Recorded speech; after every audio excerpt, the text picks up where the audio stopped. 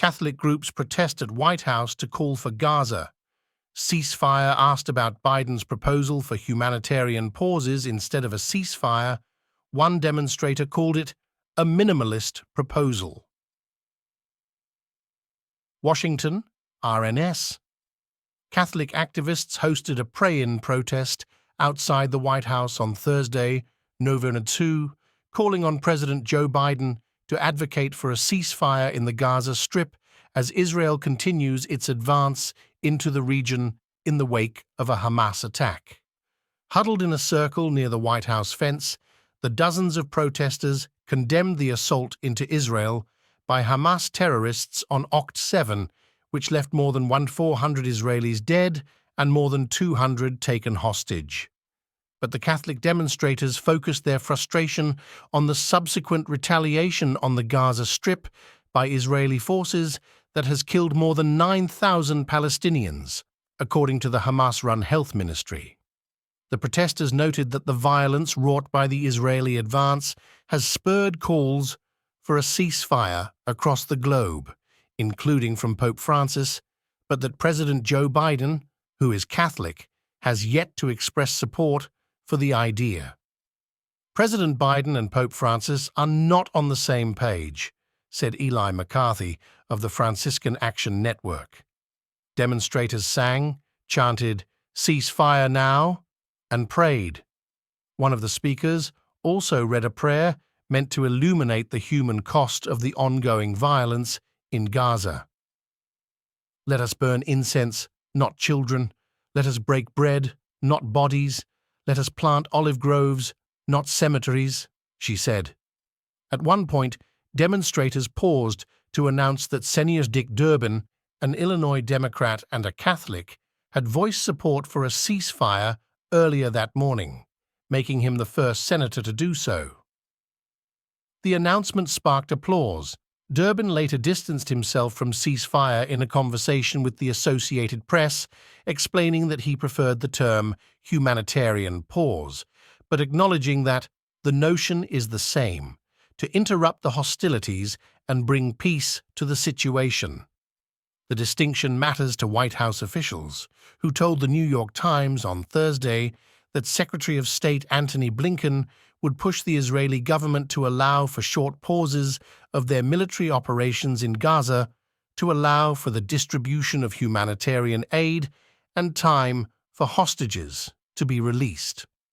Asked about Biden's proposal after the protest, Jean Stoken, Justice Coordinator for Sisters of Mercy, called it a minimalist approach. "It should be a ceasefire, and it should be permanent," she said, arguing that only a full ceasefire allows for a diplomatic solution to emerge. "The security of Israel is intimately tied to the justice for Palestinians," she said.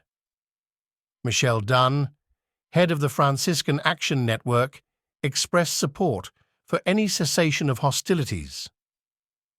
"We feel what's happening is retribution, not accountability," she said of Israel's ground assault, but stressed the need for a full ceasefire. "We came here today to deliver a message to President Biden that we expect him as our president, as a Christian and, in fact, as a fellow Catholic, to be playing a role in the world for peace," Dunn said. She added that she believes the U.S. is locked into a cycle of violence and retribution, and she called on Biden to play a role of stopping that violence, not perpetuating it. Speakers also called for the release of hostages taken by Hamas during the initial Oct 7 attack, only a handful of whom have been returned to their families thus far.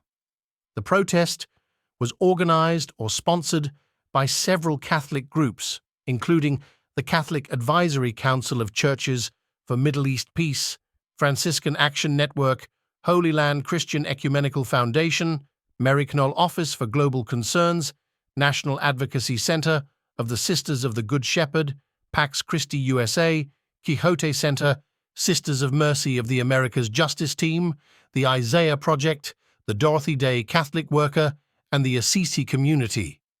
The effort joins a growing wave of faith-led demonstrations in support of a ceasefire. Last month, thousands of demonstrators organized by two Jewish activist groups protested outside the White House, inside the Cannon House office building on Capitol Hill, and in New York City's Grand Central Terminal, resulting in hundreds of arrests.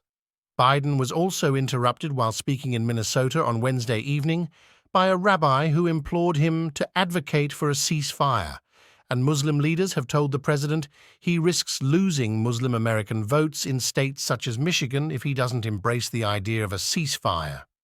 In addition, demonstrators holding a sign that read "NC Jews say ceasefire now" blocked traffic in Durham, North Carolina, Thursday afternoon, with hundreds more protesters supporting them from a nearby overpass.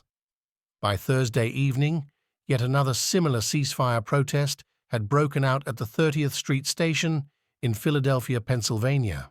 Pope Francis and Vatican officials, in addition to calling for a ceasefire, have reiterated calls for a two-state solution and mobilized Vatican diplomats to quell what the pontiff believes is a piecemeal Third World War that has already begun, citing violence in Gaza as well as the ongoing Russian invasion of Ukraine.